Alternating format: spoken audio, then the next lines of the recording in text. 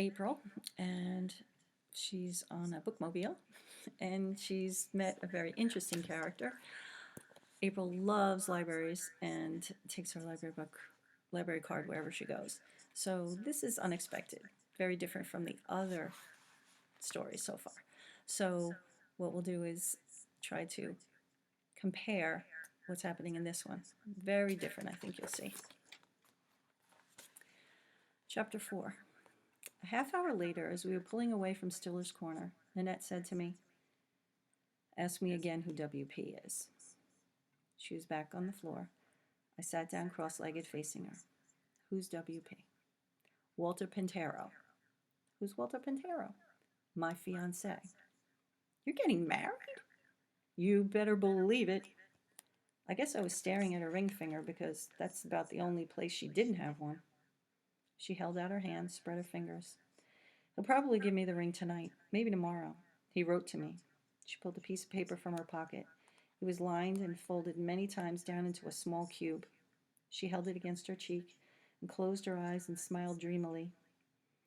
"Meet me on August 25th at 8 o'clock at night, usual place. We will get married." Today was August 25th. "What's the usual place?" I asked her. She grinned. "Only the shadow knows." She wagged the paper cube in my face. She put it between her lips and stamped it with her bright red lipstick. "Rising sun," she said. "Huh? That's where I'm going. That's where the usual place is, where we meet at 8 o'clock tonight." She kissed the paper cube, stuck it back in her pocket. "I thought you were getting off at Dorcas Road," I said. "I am," she snorted, "because that's the closest this junk heap goes to Rising Sun. So I have to walk the rest of the way because the stupid driver—" She cupped her hands and shouted up the aisle, "Because the stupid driver won't drive me there." "Tell her why," the driver called back. "Because the driver is stupid." "Because if I miss my stops, people will call the county library, and before you know it, the police will be looking for us." Nanette stuck her tongue out up the aisle. "I don't care," she said. "I'm going to meet my honey. I'd walk 100 miles. She held her nose and she honked. "Ew, where's that smell again? You people got a lot of skunks down here." "It's not skunks," I said. "It's mushroom soil. It's what they grow the mushrooms in. Horse poop." She stared at me. She looked a little queasy. "I love mushrooms. I eat them by the handful, and you're telling me they grow in poop?" "Horse poop." She threw up her arms. "Oh, well. Good. Horse poop. Great. For a minute I was afraid it was kangaroo poop. Now I feel better."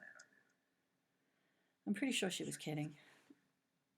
"So how do you know all this?" she said. "I live on a mushroom farm."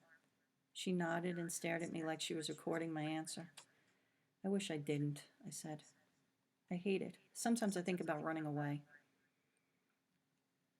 "I didn't just think about it," she said. "I don't think, I do." I laughed. "Hey, you can't say those words yet. You have to wait till you marry Walter Pintero."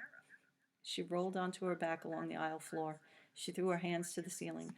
"Walter! Walter!"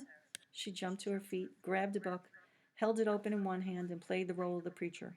"Nanette, do you take this man to be your lawfully wedded husband?" She went through the ceremony, taking all three parts, making her voice low for Walter and the preacher. When she came to, "I pronounce you man and wife. You may kiss the bride," she made a mouth of her thumb and forefinger and kissed it.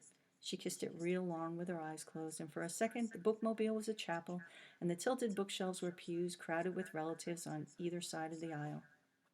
"I'll throw rice," I said, and I stood in the church steps and showered her and Walter Pintero with handfuls of rice as they walked down the aisle out into the bright sunlight, beaming and laughing and waving to the crowd. "Dorcas Road," called the bus driver. So, you see, they're starting to get used to each other. And now she's leaving. Chapter 5. Nanette and I stared at each other. For a moment, I had the feeling she didn't want to stop, but she wanted the ride and the spell to go That she wanted I'm sorry, let me start over. Nanette and I stared at each other. For a moment, I had the feeling she didn't want to stop, that she wanted the ride and the spell to go on forever. I know I did. I looked up at her. Do you have to go? Her eyes fluttered like purple butterflies. You kidding? I got a date in Rising Sun, 8 p.m. Usual place, I said. She nodded. I think she wanted to touch me, but she turned and walked up the aisle.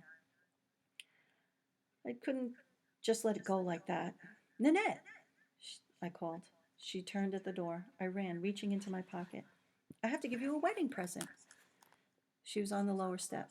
It's my old New York City library card. I know it's a stupid present, but it's all I have.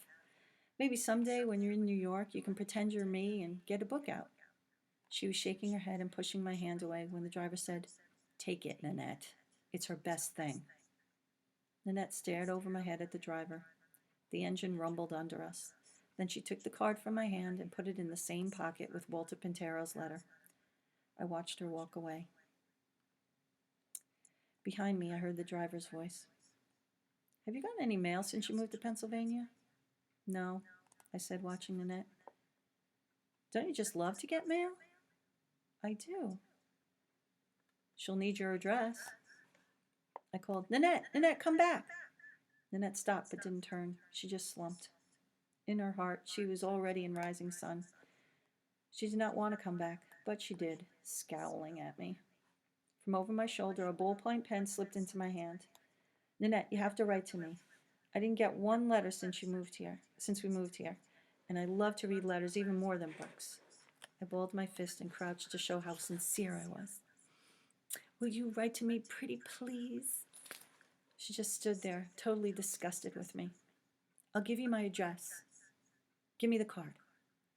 She gave it, but it wasn't my old library card.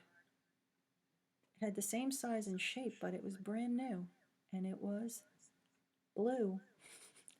It was totally blank on both sides. Where's my card? I screeched. Nanette dug into her pockets. All she came up with was Walter Pintero's letter. I don't believe you lost my card already. I was crushed. They're waiting at the next stop, said the driver.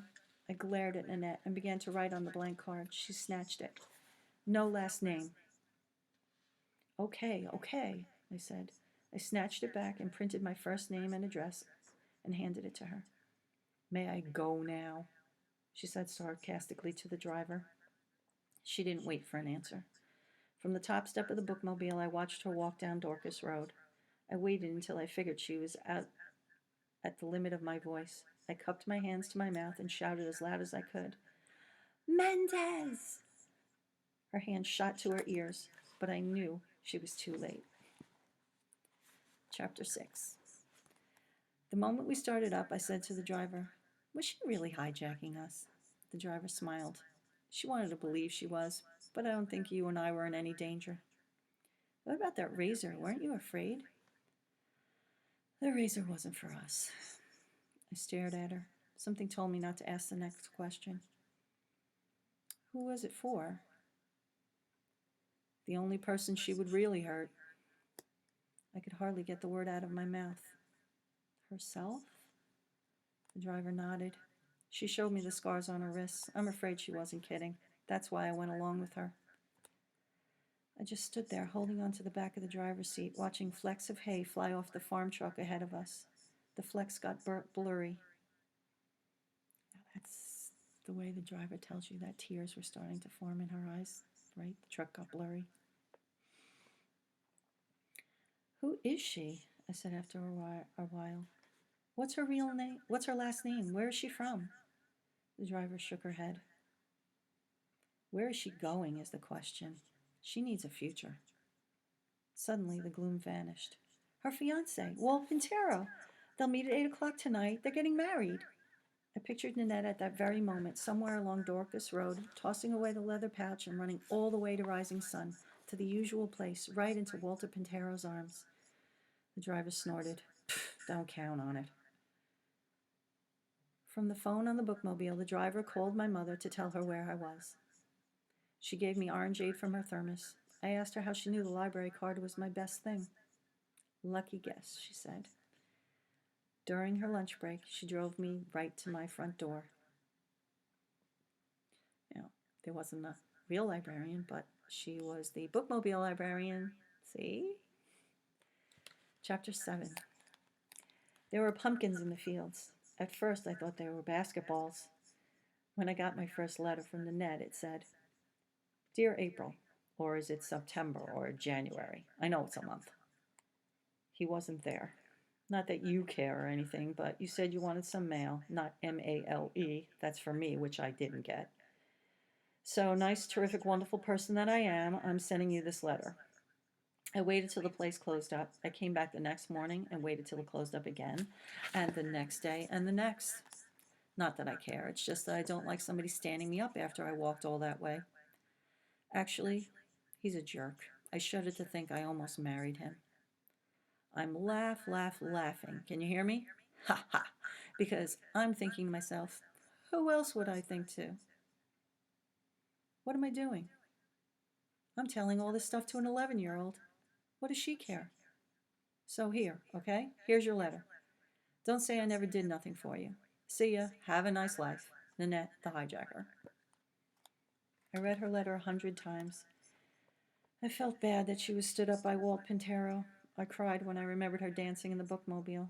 But the thing that bothered me most about the letter was how it sounded. Like she would never write to me again. But she must want me to write back to her, I thought, because she had put a return address on the envelope. So I did. I told her I was sorry about her fiancé. I asked if she had gotten any new rings. I didn't talk about my problems. I figured she had enough of her own. I just put Nanette on the envelope. I still didn't know her last name. 1 week went by. 2 weeks. I didn't hear from her. I wrote to her again.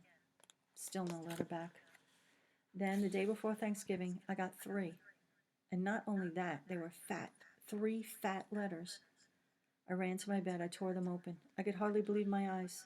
Most of the words I couldn't even read. It was more scribbling than writing, slashes of ink from one end of a page to the other, inky round stab holes in the paper. On the Friday and Saturday after Thanksgiving, I got 5 more fat letters. I couldn't understand a word, not even my own name. I spread the pages all over my bed. They covered the whole thing. It was like one of those modern paintings that don't look like anything. I stared until the inky slashes ran together into one big smear through my tears. I kept thinking the scars on her wrists and the leather pouch hanging from her belt and the driver's words. She needs a future. Remember, we talked about turning points and choices to make? Here we are. I folded the letters and stuffed them into my pockets and carried them to school and everywhere else I went. I walked under the trees at the edge of the farm and whispered her name. I looked in the direction of Dorcas Road. I wished I could make her happy again. I wished I could give her a future. After days of wishing and walking, all I gave her was a letter. I was afraid to say anything about the unreadable one she had sent me. I was afraid to ask how she was doing, so I just stuck to myself. Dear Nanette, they call me a mushy at school. I was going to tell you I don't care, but I guess I do. I don't have a lot of friends, just a couple of other mushies. I hang around the school library a lot. Sometimes outside the school when the wind is blowing, the other kids hold their noses and point at me and go, ew. I'm surrounded by mushrooms and horse poop. I spend a lot of my time daydreaming about running away. Your friend, April. The minute I mailed it, I started kicking myself. What kind of monster was I, dumping my troubles on somebody who couldn't even handle her own? I hated myself. Her reply came 4 days later. I could read it. Dear Mushy, you run away and I'll call you that forever. Mushy, mushy, mushy. Don't be a jerk, Nanette. P.S. Mushy. I didn't know whether to laugh or cry, so I did both. In my next letter, I told her how much I missed New York City. I told her I knew I was too young to really run away, but I couldn't help thinking about it. Her next letter was longer. Again, she called me names and threatened me. Then she said, Get off this missing stuff. You won't see what's in front of you. I'll tell you what. If you stop missing New York City, I'll stop missing you-know-who. Deal? I told her it was a deal. She told me she lives with her aunt and uncle. She said she was sorry for the pile of unreadable letters. I must have been nutso there for a while, she wrote. She signed the letter, Nanette McSorley. I asked her if she had any friends in Rising Sun. She said, "Funny I should ask that." My aunt saw me crying one day and said, "What you need is somebody to talk to." And I said, "I already have somebody." Right? Chapter 8. We write about twice a week now. I don't talk about running away anymore. I complain sometimes. I ask a lot of questions. She tells me about her new job at a hair salon. She repeats my questions and then she answers them. Sometimes the answers are pages long. I never knew anyone who took answering so seriously. Sometimes I wonder who's giving who a future. We sent Groundhog Day cards and Valentine's, and we just did St. Patrick's Day. Speaking of cards, she said she's sorry about losing my old library card. She said as a memorial for the card and me, she carries the blue one with my name wherever she goes.